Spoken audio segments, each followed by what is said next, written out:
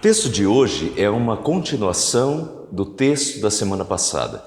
Na semana passada refletimos sobre João capítulo 1, versículo 35 e 42. Quem não viu ainda pode ver a gravação dessa mensagem no YouTube. O título foi Eureka, achamos o Messias. Essa foi a frase de André quando ele falou de Jesus ao seu irmão Pedro. Pedro, Eureka, achamos o Messias. E a reflexão de hoje é a continuação desse texto. No dia seguinte, Jesus resolveu ir para a Galiléia e encontrou Filipe, a quem disse, siga-me. Esse Filipe era de Betsaida, cidade de André e de Pedro. Filipe encontrou Natanael e lhe disse, achamos aquele de quem Moisés escreveu na lei e a quem se referiram os profetas, Jesus, o Nazareno, filho de José.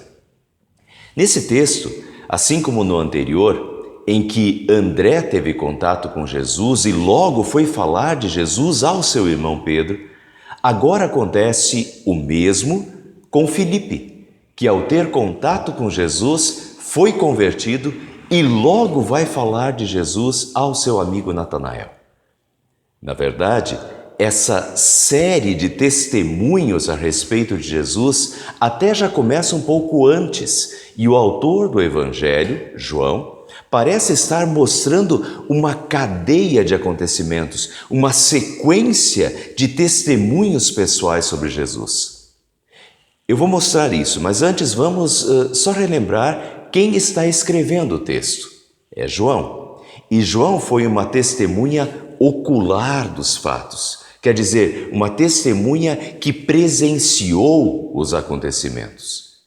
E João aqui, neste seu primeiro capítulo, faz questão de mostrar a reação das pessoas ao encontrar Jesus. Ao encontrar o Messias, o Salvador da humanidade, o Cordeiro de Deus, como disse João Batista, o tesouro escondido, como o próprio Jesus dirá nas suas parábolas. Então, neste primeiro capítulo, João mostra a reação das pessoas ao estar com Jesus, ao encontrar o Messias, o Salvador, como eles logo queriam compartilhar a sua descoberta, a sua alegria com os parentes, amigos, formando uma verdadeira cadeia de sucessivos testemunhos e conversões. Essa cadeia ela já começa com João Batista. Depois de ter batizado Jesus, diz o texto que, no dia seguinte, João Batista estava outra vez na companhia de dois dos seus discípulos e, vendo Jesus passar, disse, eis o Cordeiro de Deus. Os dois discípulos, ouvindo-o dizer isso, seguiram Jesus. Portanto, o primeiro a descobrir o Salvador foi João Batista. Eis o Cordeiro de Deus. E João João Batista testemunha sobre ele a dois dos seus discípulos. Mais tarde veremos que ele testemunhou sobre Jesus a todos os seus discípulos, mas nessa ocasião estavam com ele dois dos seus discípulos e um deles era o próprio João, autor do Evangelho, que vai também se tornar um discípulo de Jesus, mas antes disso era um discípulo de João Batista. Então, João está narrando o que ele presenciou na beira do Rio Jordão quando estava com João Batista e João Batista disse, eis o Cordeiro de Deus. E então João e André foram atrás de Jesus e ficaram com Jesus o restante daquele dia. E aquele contato com Jesus foi tão impactante que diz o texto, André, irmão de Simão Pedro, era um dos dois que tinham ouvido o testemunho de João e seguido Jesus. E encontrou primeiro o seu próprio irmão, Simão, a quem disse, achamos o Messias. Ou seja, ele já vai testemunhar para o seu irmão. E aqui, pessoal, vamos só relembrar mais uma parte da mensagem do domingo passado. Encontrar o Messias significa encontrar o Salvador da humanidade. Eu dei o exemplo da loteria da virada do ano que oferecia 300 milhões de reais. Quem ganhou 300 milhões de reais ficou felicíssimo e tem a vida garantida. Mas que vida garantida? essa vida aqui nesse mundo até a sua morte. Mas encontrar Jesus não é só isso, é encontrar o Salvador, é encontrar a vida eterna. É incomparavelmente maior do que encontrar dinheiro ou uma felicidade nessa vida passageira, é encontrar a salvação eterna. E a gente não pode se acostumar com isso ao ponto de não dar valor. Nós achamos o maior tesouro do mundo, da história, que é Jesus, e recebemos o maior presente do mundo, que é a salvação eterna. E a reação das pessoas que fizeram essa descoberta, pela fé, é claro, foi de querer compartilhar isso com os outros, para que os outros também tivessem essa alegria e pudessem conhecer o Salvador. Então, foi assim que João Batista testemunhou para André e João. E André já foi falar com o seu irmão Pedro. E embora o texto não diga isso aqui, nesse momento, porque não é o foco, mas João também contou para o seu irmão Tiago, que também se tornou um dos 12 discípulos de Jesus.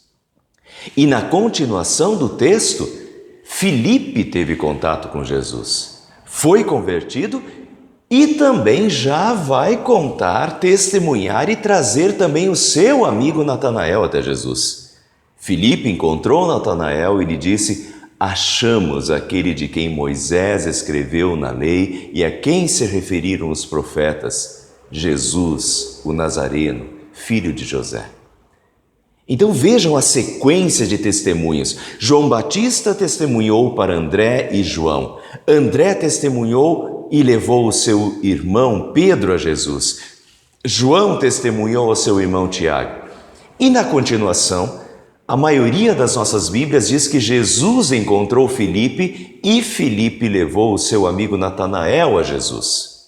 No entanto, a palavra Jesus não aparece no texto original grego e muitos estudiosos acham que, na verdade, e pela sequência do texto, não foi Jesus quem falou com Filipe, mas sim André.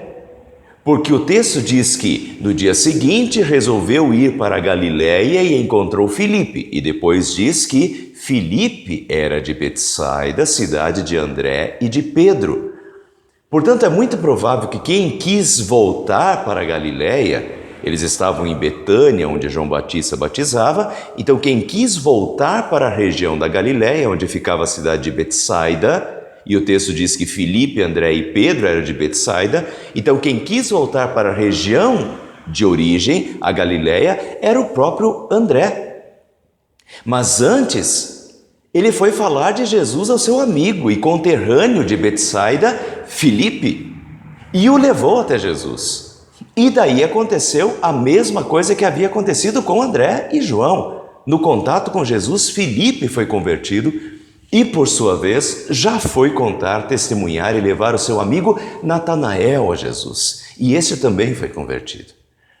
Então, o evangelista João, que presenciou esses acontecimentos, está mostrando essa cadeia de acontecimentos e de reações das pessoas ao conhecer Jesus. As pessoas eram levadas a Jesus e, no contato com ele, eram convertidas e ficavam tão contentes que não se continham. Elas saíam e compartilhavam a boa notícia com seus parentes, André para o seu irmão Pedro, João para o seu irmão Tiago, compartilhavam com outras pessoas seus contatos sobre quem exerciam alguma influência, João Batista, que compartilhou com seus discípulos, André e João, e compartilharam com seus amigos, André compartilhou com Filipe, Filipe compartilhou com Natanael. Visitando o Sr. Jaime essa semana, ele captou essa ideia e, em outras palavras, ele disse: os discípulos não quebraram essa corrente. Eles foram somando elos nessa corrente. A corrente do testemunho, do compartilhamento, do levar parentes, conhecidos, amigos até Jesus. E essa corrente chegou até nós hoje. E continua através de nós hoje. Meus irmãos, não somos nós que convertemos alguém. Nós não temos esse poder. Também não foram todos que procuraram Jesus ou que estiveram com Ele que foram convertidos. As pessoas procuraram Jesus por diferentes motivos. Multidões ouviram os ensinos de Jesus e muitos até receberam o benefício dos seus milagres. Aquelas mais de 5.000 pessoas que comeram dos 5 pães e 2 peixinhos, nem por isso todos creram em Jesus. Mas isso também está no início, no primeiro capítulo de João.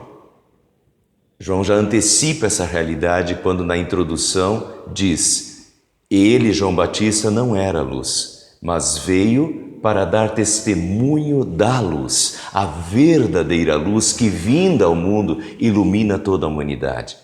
O Verbo, Jesus, estava no mundo. O mundo foi feito por intermédio dele, mas o mundo não o conheceu.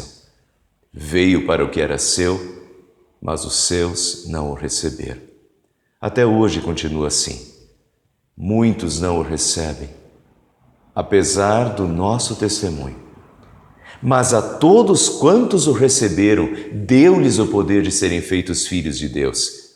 Então muitos não o receberam, mas para aqueles que o recebem, é maravilhoso, se tornam filhos de Deus. Com tudo que isso significa, todo consolo, esperança, herança, fortalecimento, alegria, paz. Foi isso que aconteceu com André, com João, com Pedro, com Filipe, com Natanael. Eles foram feitos filhos de Deus, eles tiveram contato com a luz do mundo e tiveram as suas vidas iluminadas por Jesus.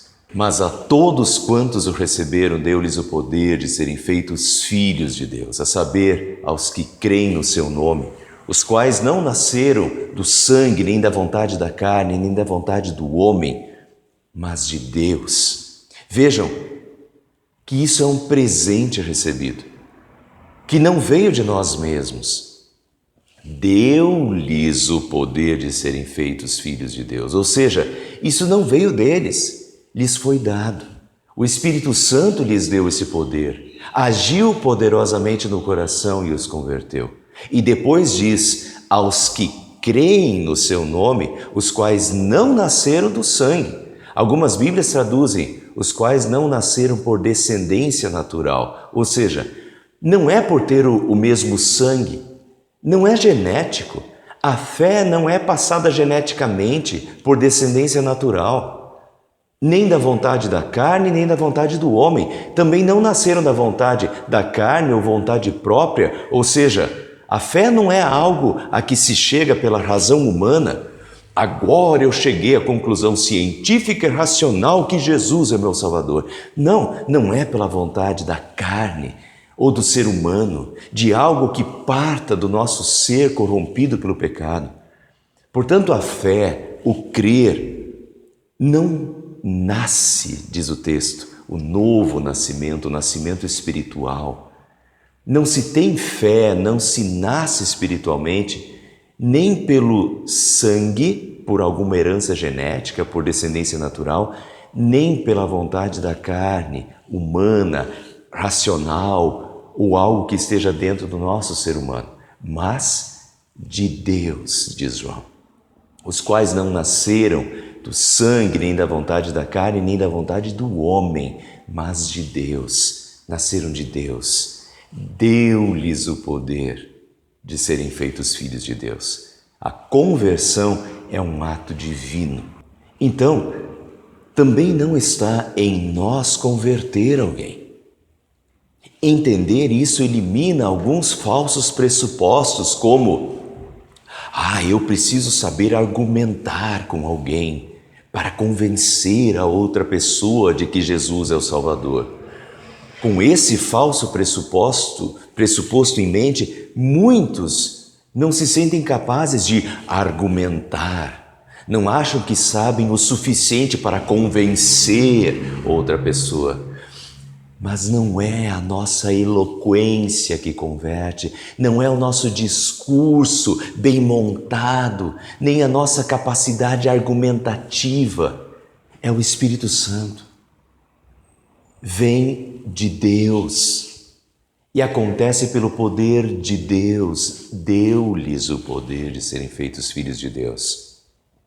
O que nós podemos fazer, sim, e com alegria, sem duvidar, é o que fizeram João Batista, André, João, Pedro, Felipe, Natanael, é compartilhar Jesus e tentar levar os nossos parentes e amigos até Ele.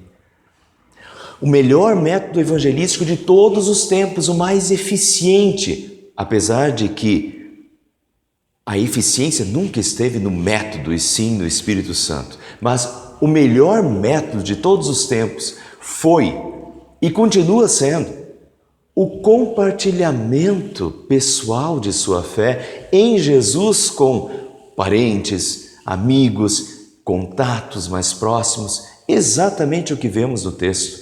O melhor método nunca foi de bater de porta em porta na casa de pessoas que não se conhecem.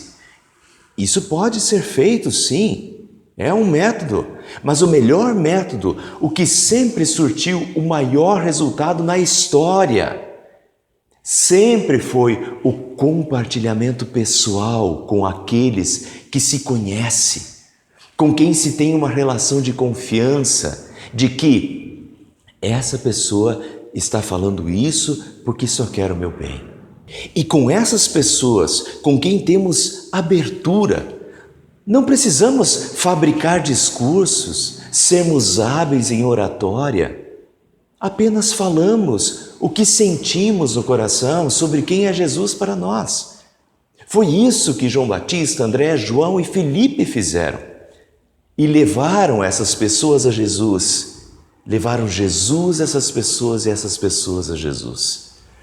Que iluminados pela luz de Jesus, banhados pela sua graça, pelo seu amor, fortalecidos na fé e desejosos de querer ver e ter conosco na glória eterna todos os nossos familiares, todos os nossos amigos, continuemos compartilhando a nossa fé e tentando levar Jesus às pessoas e as pessoas a Jesus, que é o Salvador e a salvação eterna. Amém.